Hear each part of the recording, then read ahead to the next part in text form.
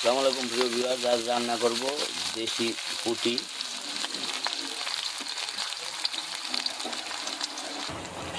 সাথে ডাঁটার শাক চচ্চড়ি হবে। আজ প্রথমে আমি পেঁয়াজটাকে ভেজে নেব। পরিমাণ মতো ভাজা হয়ে গেলে আমাকে পানি দিয়ে দিতে হবে। তারপর আমাকে হলুদ, মরিচ, গুঁড়া মরিচ, ধনে পাতা, ধনে গুঁড়া এগুলা দিয়ে কষাতে হবে। পুঁটি মাছ দিয়ে দিতে হবে। মাছ না ভাজলে অবশ্যই কষাতে হবে।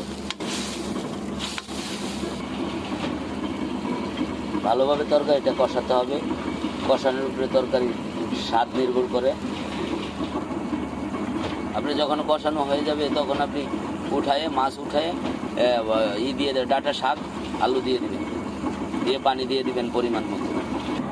কষানো হয়ে গেলে আমাকে মাছ উঠায়ে শাক আলু দিয়ে দিতে হবে। পরিমাণ মতো পানি দিয়ে বসাই দিতে হবে। আমরা পানিটা গরম হলে মাছ দিয়ে দিব আর কি। তরকারির পানিটা গরম হয়ে গেলে আমাকে জাল দেওয়া মাছটা দিয়ে দিতে হবে।